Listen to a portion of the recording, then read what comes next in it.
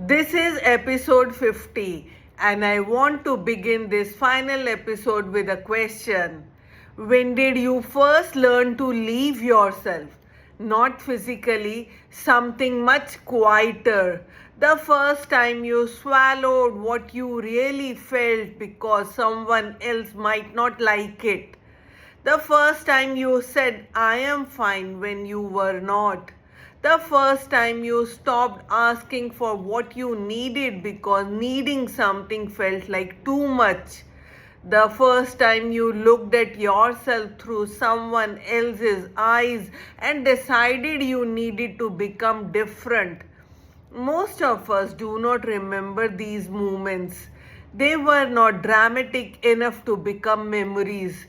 They were small, almost invisible, but slowly they taught us how to move through the world. We learned when to speak, when to stay quiet, when to be strong, when to be agreeable, when to smile, when to disappear, and eventually we became very good at being the person everyone else could live with. But somewhere along the way, we became strangers to ourselves. Perhaps that is why healing can feel so strange, because at first we think we are trying to become better, and then something changes. We begin to notice the moments when we are performing instead of living. We notice the yes that should have been a no, the smile that was not real, the apology that was not necessary, the exhaustion we kept calling strength, the silence we kept calling peace. And slowly we begin to hear a voice underneath all of it, a very quiet voice, not demanding, not angry, just asking, what about me? Maybe that voice has been there for years. Maybe it was there before you knew how to silence it. Maybe it belonged to the part of you that once knew exactly what it felt like to be alive before you became so busy becoming who you were supposed to be. And perhaps healing is not about creating a new self. Perhaps it is about becoming quiet enough to hear the self that was never completely lost.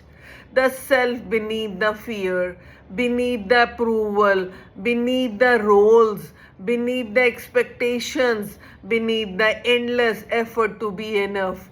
There is something extraordinary about that discovery, because suddenly you do not have to hate who you became. You can understand them. The guarded you had a reason. The anxious you had a reason. The perfectionist had a reason. The one who needed everyone to be happy had a reason.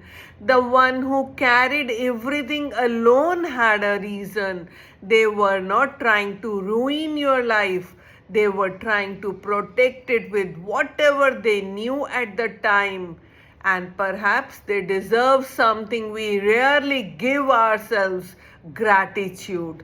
Not because everything they did was healthy, not because we have to remain who we were, but because they got us here.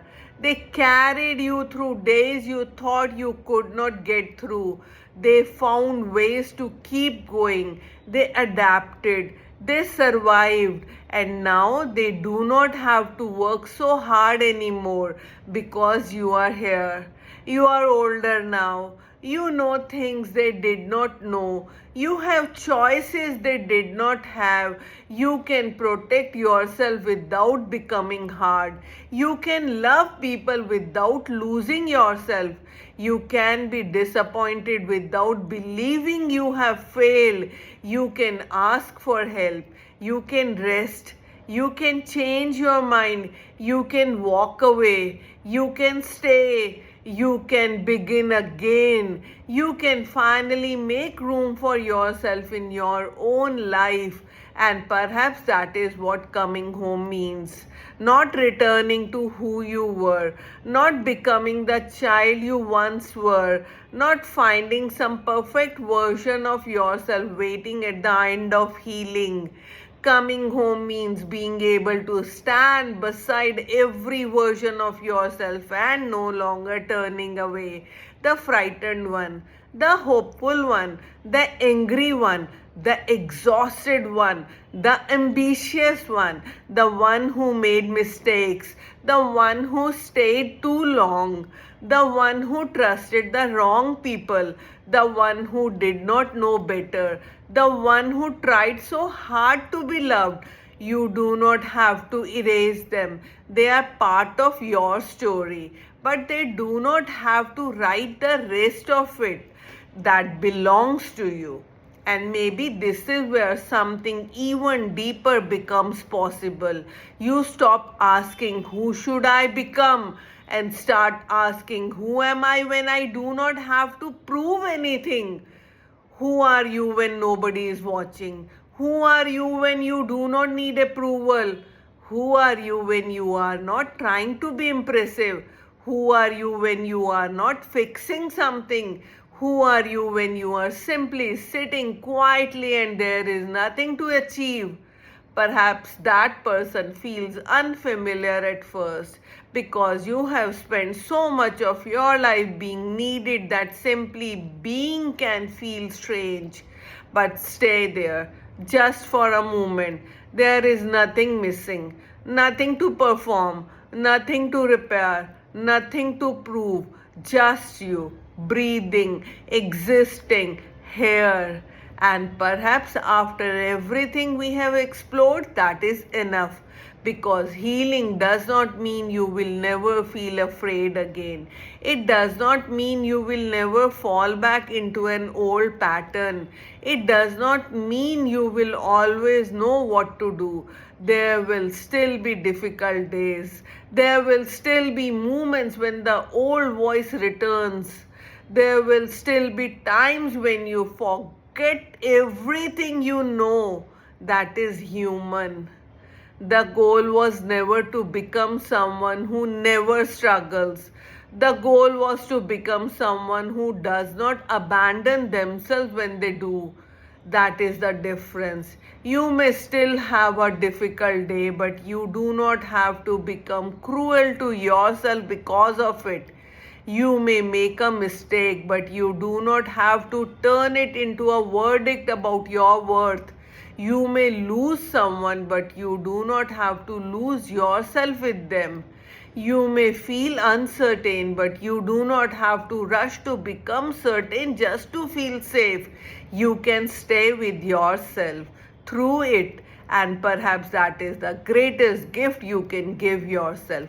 Not a perfect life, not a fearless life, but a life in which you stay. And then one ordinary day, something happens, nothing dramatic. You wake up, you make your tea, you look outside, someone you love says your name, you hear yourself laugh, and for a moment you do not think about who you used to be.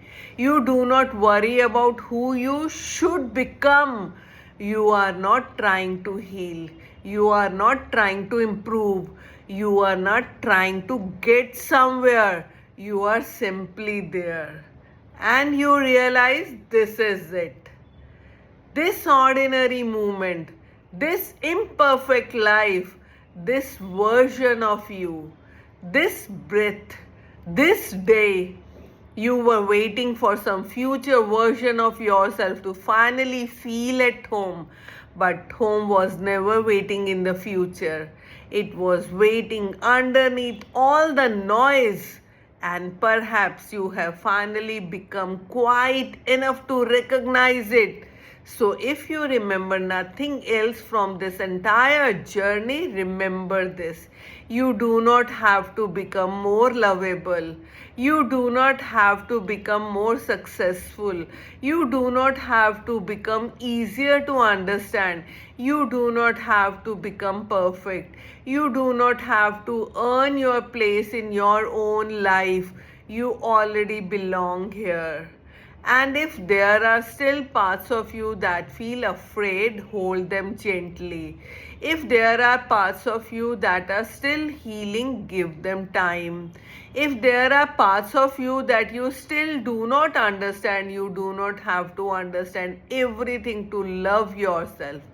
You can simply say, I am here, and mean it. Because perhaps the deepest form of healing is not finally becoming the person you always wanted to be. Perhaps it is finally becoming safe enough to be the person you already are. And now, after all the searching, after all the questioning, after all the years of trying to find your way, perhaps there is nothing left to chase. Just this, your life, waiting for you to enter it fully. So look around. Notice the people you love. Notice the ordinary moments. Notice your own face when you look in the mirror. Notice how much you have survived. Notice how much you have changed. And then, if you can, offer yourself the kindness you spent so many years waiting for someone else to give you because you were there all along. The child, the survivor, the dreamer, the person who kept going, the person who got lost, the person who found their way back, all of them were you. And none of them need to disappear. They can finally rest together because you are here now. And perhaps that is what coming home really means. Not finding a place where you will never hurt again. Not becoming someone who never gets lost. But knowing that wherever life takes you, you will not leave yourself behind. So, this is where our 50 episode journey ends, but is not the end of yours. The episodes end, the questions continue, life continues, you continue. And maybe that is exactly how it should be. Because healing was never meant to be a destination, it was meant to bring you back into your own life. And now go live it. Not perfectly, not fearlessly, not for everyone else, for you. And if you ever lose your way again, pause, breathe, listen. You will know what to do. Because home was never somewhere you had to find. It was you, and you are still here. Welcome home.